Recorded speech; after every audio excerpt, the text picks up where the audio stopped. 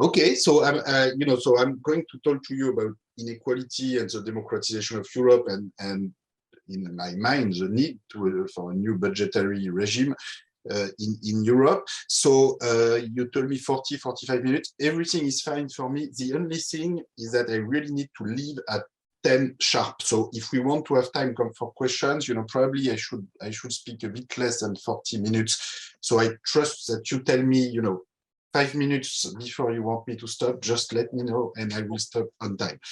Okay, so I will cut you off then at about 30 to 35 minutes. Is that yes, okay? That's perfect. I will conclude wherever I am at this stage. I will conclude and we'll have time for questions. Okay. So I'm going to in this presentation I will talk to you about this manifesto for the democratization of Europe, where indeed with a number of colleagues from France and other European countries, specialists of European law, specialists of public policy in Europe, economists, political scientists, lawyers, and a number of citizens. I mean, we had like 100,000 signatories for the manifesto, which is not a lot at the level of the European Union, but it's still it's a beginning of something, I hope. And so this was published back in 2019, at the end of 2018, beginning of 2019, and we plan to have a new updated and hopefully better version for the next European election that will be published probably a year from now or something like that. So, this is very much work in progress. So we make specific proposal in this manifesto, basically for our hardcore of countries, a small number of countries within the EU could advance toward a new budgetary regime using an assembly based to a large extent on a new European Assembly based on national parliaments, a little bit in the spirit of the French, German parliamentary assembly that was actually created in 2019. I will tell you more about the specific proposal in a minute, but before, I want to give you some background about, why we come to this kind of proposal, which some may view as radical, but we believe that we need some pretty big change if we want to reconcile European citizens with Europe, and in particular, to take more seriously the fact that, I think Europe has a problem with inequality. And I want to start with this graph, which is a simple way to summarize the extent of the problem, which is a graph, showing you who voted to remain in the European Union in Britain in 2016, and who voted for Brexit. So as you can see, you can rank individuals with different, social dimension, income, education, wealth. Now, what's very striking is that when it comes to Europe, whatever dimension you choose gives the same outcome, which, by the way, is not the case if you look at who votes for Labour Party, Conservative Party, or who vote for Social Democrat, Christian Democrat in Germany, who vote for the left, for the right, in France, or Democrats, Republican in the US.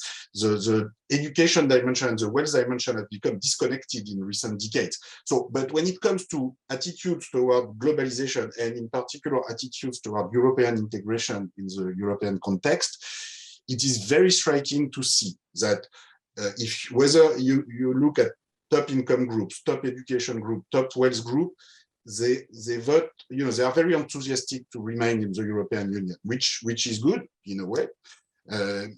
But the problem is that if you look at the bottom group, they are pretty enthusiastic to exit the European Union, at least at the time of the vote, and in the end, the Brexit won. It's very rare when you look at political data in general to see such a very strong pattern. Now, when you look at this data, I mean, I don't know for you, but in my country, in France, sometimes when we look at this data, we say, oh, okay, but this is Britain. They never liked the European Union. These are British, crazy British nationalists who don't understand all the good things that Europe is bringing. So we should dismiss this and not take this seriously. Okay, you can do that. The problem is that, in fact, if you look at the French referendum over the European Union, you get exactly the same result. So as you know, there has been two major referendums in France over Europe, 1992 and 2005. So 1992 was about the Maastricht Treaty, and 2005 about the European Constitution. So in 1992, the yes won with a very small margin, 51-49, and this was 30 years ago. And in 2005, the no won with a 55% margin. In the end, as we know, the same treaty, or more or less the same treaty, was adopted through the parliament.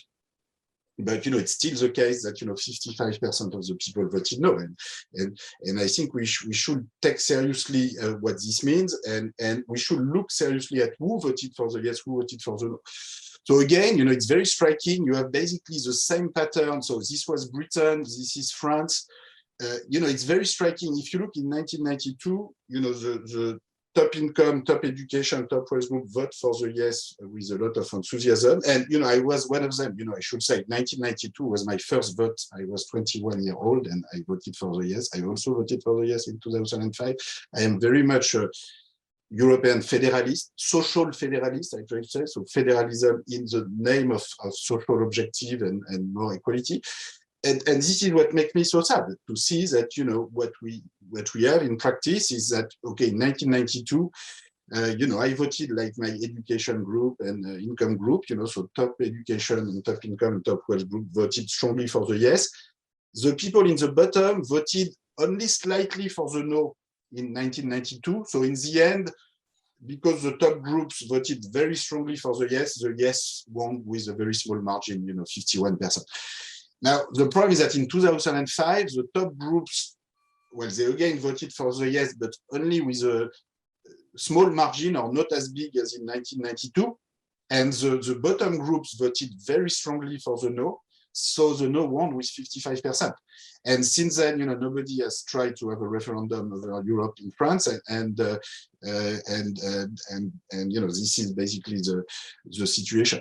Now, when you have exactly the same outcome, in two, France and Britain are two different countries in terms of their history with Europe, their relation to Europe.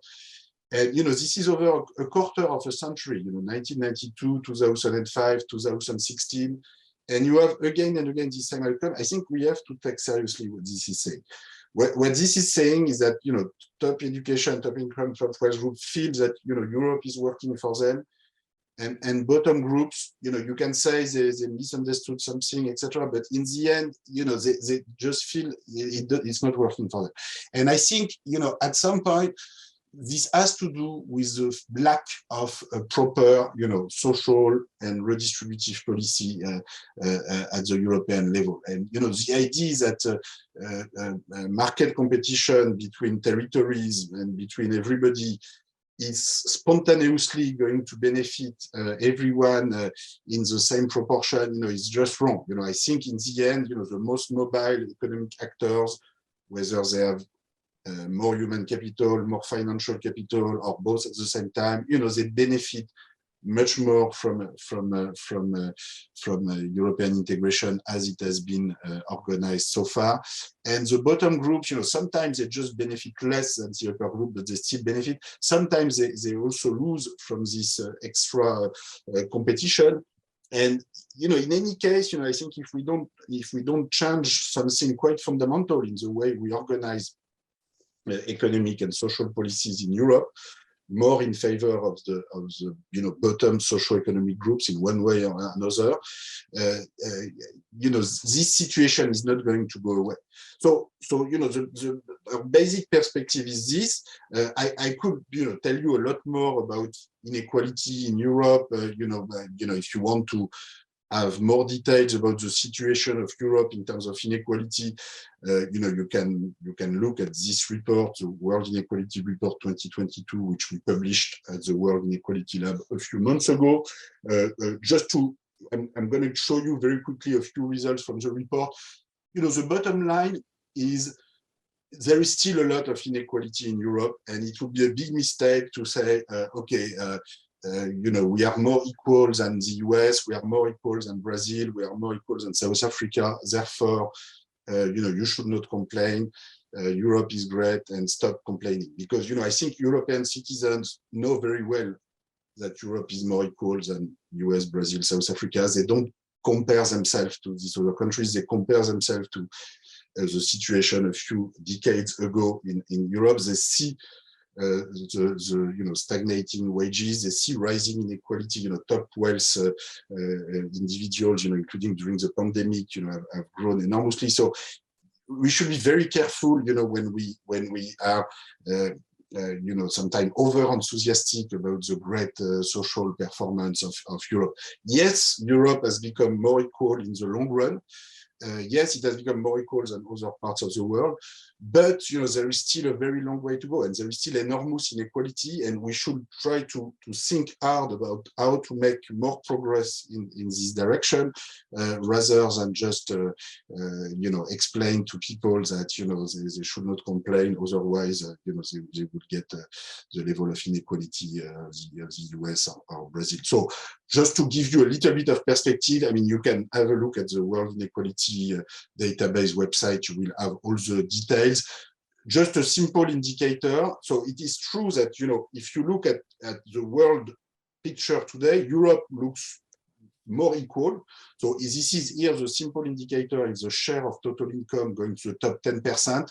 So, if we had complete equality, this should be 10%. If we had complete inequalities, it should be 100%. So in practice, of course, it's always in between 10 and 100. The bottom line is that it varies quite a lot. So if you look at Europe, it's between 20, 30%, especially in Nordic Europe, 25, 30%. If you look in South Africa, it's 67% and almost 70%. In Brazil or Mexico, it's about 60, 65%. So basically, it goes from 20 to 70. So it doesn't go from 10 to 100, but it varies enormously. If you look at the bottom 50% share, which is sort of the reverse side, well, whatever doesn't go to the top 10 or the bottom 50% goes to the middle 40% in between these two groups. And here you can see in Europe, the bottom 50% will get about 20, 25% of total income. In South Africa, it will be 5%. In Latin America, it will be 10%. So, what this means is that yes, Europe is doing relatively better than other world regions. But what I want to stress is that it has not always been like that. So in fact, if you take, for instance, this indicator, the top 10% share, 100 years ago, Europe was not like South Africa today, but it was relatively close to Brazil or Chile today. The top 10% share was somewhere between 50 and 60%, depending on the European country, including in countries which we view today as very egalitarian, like Sweden. Until 1900, 1910, Sweden was one of the most unequal countries in Europe with an incredibly unequal political system. And, it took huge social mobilization, political mobilization, and enormous institutional transformation with the rise of progressive taxation, the rise of the welfare state, to make Europe more equal. And so there's nothing sort of deterministic, and there's nothing cultural or permanent in what makes some countries more equal than others. It is built in institution, it is built in political mobilization, and things can shift in one way or another. And I think in recent decades we've not paid enough attention to the fact that whatever progress has been made is fragile, and we have to be careful to take the right track to move on in this direction. I think this is necessary because, okay, in terms of income, we've made some progress toward equality, although we should not exaggerate. The bottom 50% today in Europe has about 20% of total income. The top 10% has 30, 35%. So, the bottom 50%, although they are 5 times less numerous and more numerous than the top 10, they still have a much smaller total income share. So, there's still a lot of inequality of income, especially if you look at the very top, but even between the top 10 and the bottom 50. And it's even more extreme when you look at the concentration of wealth So wealth includes real estate, financial assets, business assets, and here the simple message is, it is very unequal pretty much everywhere, including in Europe. So if you take in Europe, the bottom 50% wealth share in a country like Germany or France or any other European country today is, less than 5%. It's about 4%, 3-4%, depending on the country, of total wealth for the bottom 50%. So this is better than in Latin America or North America, where it will be 1 to 2%. But, it's still very small. And wealth, in a way, is, I'm not saying it's more important than income, but it's as important, because when you have no wealth, when you have zero wealth, or sometimes when you have negative wealth, you only have debt, it means that your bargaining power vis-a-vis the rest of society and vis-a-vis your own life, is very limited. Basically, you have to accept, whatever job or living conditions you are being proposed.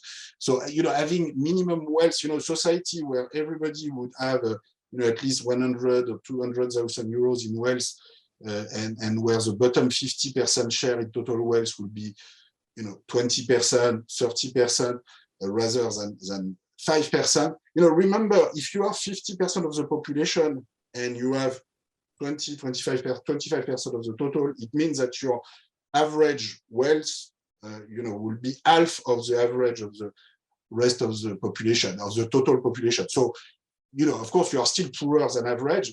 After all, you are the bottom 50%, but you are not hugely poorer than average. When your share is only 5% or 4%, like it is the case today for Europe, it means basically you have nothing at all. It means you have the bottom 50% on average as 1/10 of average wealth. So if average wealth is 200,000 euros, you have 10 or 20,000 euros, and which is really almost zero, or sometimes you have zero or negative. So, and having 100 or 200 rather than 10 or 20, it makes a big difference. For people who have billions or millions, 100 is like zero, but or 200 is like zero. But for real people, when you have 100,000 euros, 200,000 euros, you can purchase your home for your family. You can start a business. You can make projects of the long run. I think it's actually good for society. So in the long run in Europe, you can see this middle 40% group. It is a big progress that today this middle 40% group has, almost 40% of total wealth, which means that on average, they have about average wealth. That would be, 200,000 euros per adult today in Western Europe. So these are people who have between 100, 200, 300. And, the rise of this middle class in wealth, has been a huge progress over the course of the 20th century. It was not like that, again, 100 years ago, where this middle group would have, about 10% of total wealth. So they will be a bit richer than the bottom 50%, but not that much richer. So there has been progress, but from the point of view of the bottom 50%, there's been very limited progress. So the bottom line is, we still live in very unequal societies, especially in terms of wealth.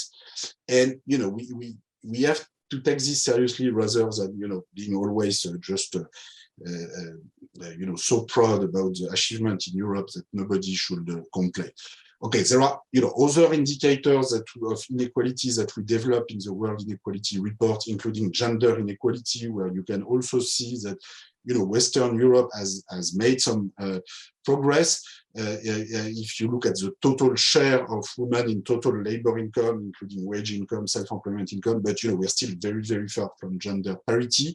The last dimension of inequality, which I want to mention, is about inequality in terms of carbon emission. So when we look at carbon emission, we typically compare average emission per country, and we say some countries like in Europe have a lower average carbon emissions than the US, which is true. Much bigger emissions than in the South, which is also true. Countries in the South are going to pay the consequences. So we make this kind of analysis between countries, in particular between the North and the South. But what I want to stress is that there are also enormous inequalities within the north, within the south. And if you take the case of Europe, so let's focus on Europe. If you look at the bottom 50% of the population in Europe today, which has the lowest carbon emission, you have an average of about 5.1 ton of carbon emission, which is still too high. They should decline toward 4, 3, 2, in the coming decades. But this is not completely off the line, in terms of our collective objective. The problem is that if you look at the top 10%, they have an average emission of 29. So this is less than in North America, where it's 73. But if you take the top 1% in Europe, it will be over 80, 90 tons, so as much as the top 10% in North America, if you want to remember these orders of magnitude. But in any case, the point is that if you come with a climate policy and an energy policy that ignores inequality in Europe and that is trying to treat everybody in the same manner through some kind of proportional carbon tax or proportional carbon price, and trying to reduce everybody in a proportional manner, I think this is not going to work, because I think people who have emissions of 5 tons will tell you, look, of course we will have to change our lifestyle, but you first need to ask much bigger effort to people who are emission of 30 tons, 50 tons, 100 tons. So you have to reduce drastically inequality in carbon emission, which means also inequality in living standards in general, and socio-economic inequality in general. Otherwise you're going to have some gigantic yellow vest movement pretty much everywhere, and this is simply not going to work. So we have to think, for instance, about some form of progressive carbon taxation rather than proportional carbon taxation. I think we cannot treat the same manner the first 3 or 5 tons of carbon emission and the next 50 tons. So some people will say, oh, that's too complicated. Well, this was the same discussion 100 years ago about the progressive income tax. Many people were saying, oh, that's too complicated, we will never make it. In the end, it happened, and I think it was pretty important for the building of the welfare state and general development of European countries and the world in general. So now it's a new challenge, but again, this concern about inequality and progressive taxation, I think, is very important. So now, what can we do about that? Okay, so I wrote a recent book, A Brief History of Equality, where I try to look at how we have made progress over history, moving toward both more equality and more prosperity at the same time, and try to draw lessons for the future. This is a much shorter book than Capital in the 21st Century and Capital and Ideology. It's only 200 pages long. So, if you don't have time for the other big books, I suggest you have a look at this smaller one. But here, in this presentation, I'm going to focus on some of the proposals and discussions that I also refer to in this book, that we have made collectively in the manifesto for the democratization of Europe. So basically, what we say in this manifesto is, how can we move to majority rule decision making about taxation and the budget in Europe, and how can we have majority rule decision making, in particular, to vote over a budget that will be able to have adequate resources to invest in the future, invest in green technologies, invest in education and universities. I would love, I think European universities should be the best in the world. This is not so costly. We could do a lot better. And given the student mobility across Europe, I think this should be financed typically at the European level. And the resources in the project that we put on the table, we put a detailed budget, that could be adopted in this framework. The total budget, it's just an example that we give, will be about 4% of GDP, and will be financed by a common progressive tax on high income, high wealth, profits of large multinational corporations, and high carbon emission with this progressive carbon tax I was mentioning. the core of the institutional structure in this manifesto for the democratization of Europe is to say, okay, you can do that. You don't need to have the 27 countries to agree. You can do it with 2 countries, 3 countries, 5 countries, 10 countries that would come together, sign a new bilateral or trilateral or quadrilateral treaty, whatever the number of countries that want to participate, and create a new, for this subset of countries, would create a new European Assembly, which would be made of mostly of members from their national parliaments, so members from the German Bundestag, the French Assemblée Nationale, and so on, in proportion to population and in proportion to the various political groups in the Bundestag, the Assemblée Nationale, and so on. And this is this assembly that will vote this budget, which could be 4% of GDP. The treaty puts limits on what kind of budget you can adopt, defines a number of spending area, defines a number of tax instruments. So basically, in the project here, there are 4 tax instruments: a progressive tax on top incomes, progressive tax on top wealth, tax on profits of large corporations, and tax on high carbon emission. This could be written differently. We don't claim that the project is perfect, obviously. It's just a small attempt to make progress in this direction. But basically, this is what this new common European Assembly could decide.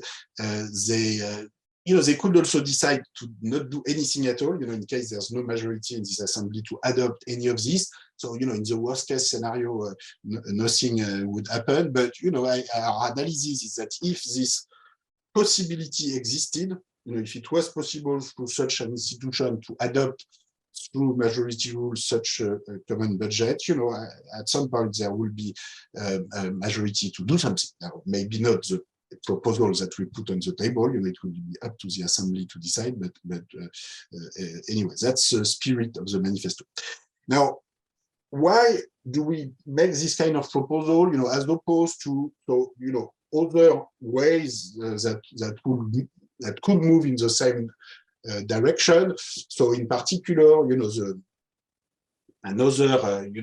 standard way that, we believe that this is a more ambitious federalist approach than the standard approach, but, of course, we are aware that this is different from the standard federalist approach. So the standard approach would be, let's move toward a majority rule decision-making for taxation and the budget at the level of the council, and then the council of finance minister or whoever the minister are in charge, they will vote with a qualified majority, 55% of the country representing 65% of the population. And if you have also approval by the European Parliament, that would be the way to go. Now, if this happens, if the 27 countries agree to make this change, this could be very positive, and we will not be opposed to that. There are 2 reasons why we are skeptical and why we prefer our solution. The first reason is just that it seems very difficult to imagine that the 27 countries in the current context, or even in the foreseeable future, would agree to change the treaties so as to move to majority rule decision making for taxation and the budget. It's very difficult to imagine. I mean, it's not completely impossible. So I think the only realistic option, to me, is that a smaller group of countries will move in this direction. This is much more than the current scheme for enhanced cooperation, because here this comes with you need some democratic institutions, some democratic assembly to make the decision. So then you could say, well, it could be for the subset of countries that want to move ahead. It could be the subset of the members of the current European Parliament from these countries, which will meet together, vote the budget, and the subset of member states willing to go in this direction would sort of commit informally to vote with majority rule decision in the council.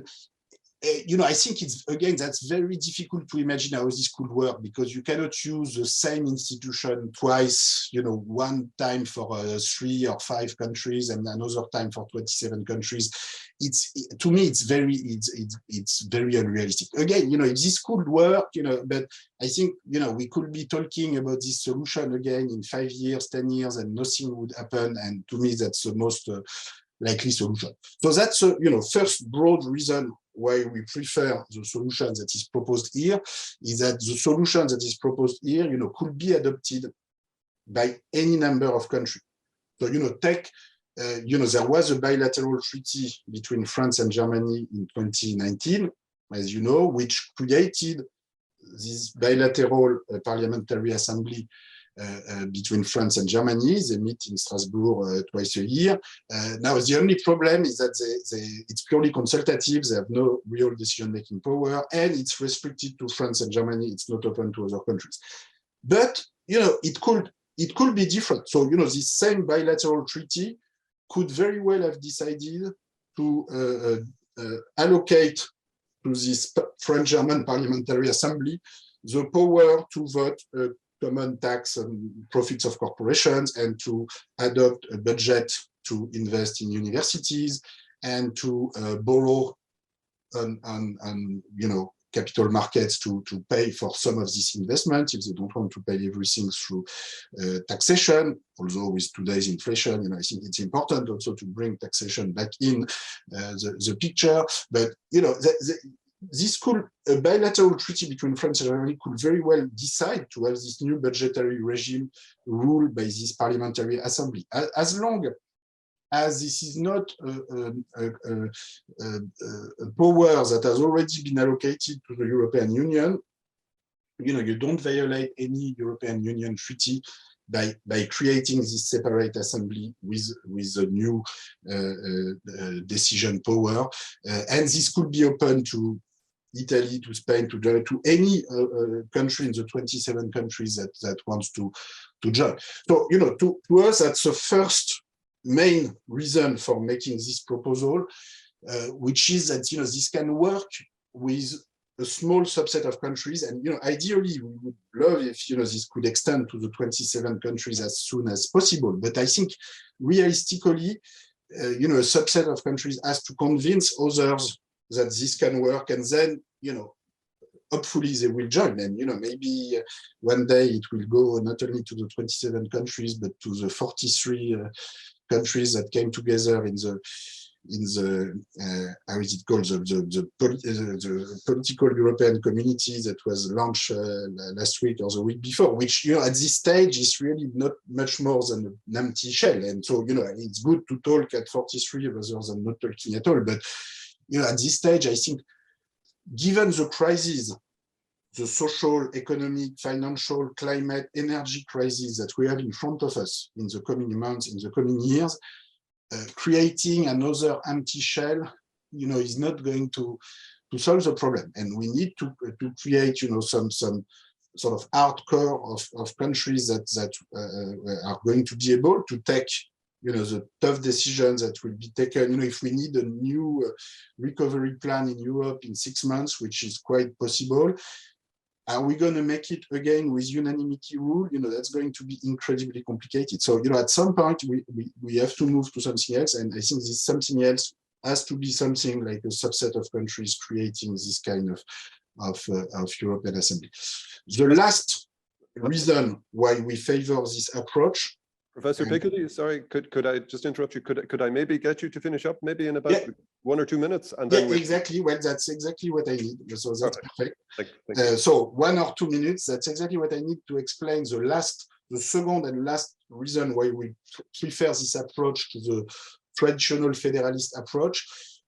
Here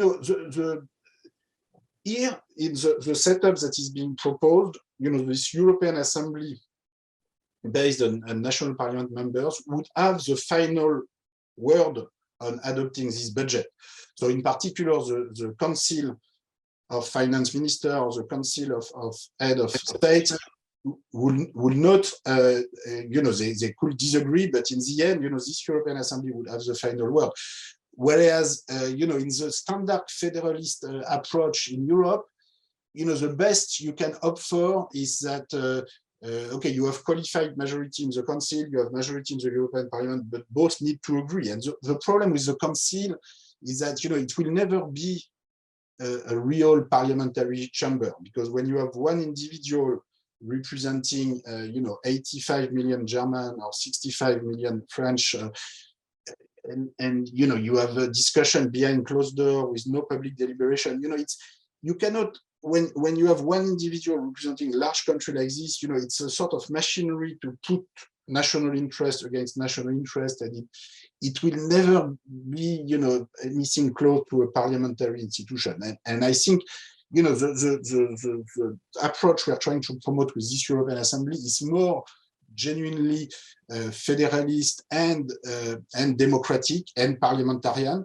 And it's also a way to force national parliament members to be part of the new, you know, European budgetary regime. It's a way to make sure that, you know, when you are candidate for the German Bundestag or the French Assemblée Nationale, you cannot just complain about Europe. You know, you are part of Europe, and you are part of this European Assembly, which is going to have to vote for a budget in Europe. So in the end, this is really putting national parliamentary institution to the service of European, of a new set of European parliamentary institution.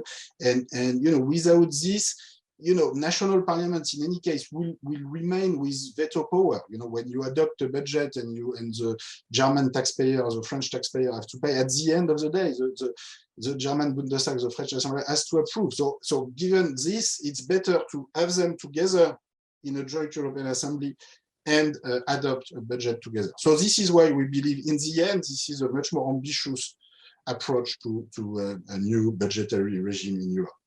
Great. Thanks a lot for your attention.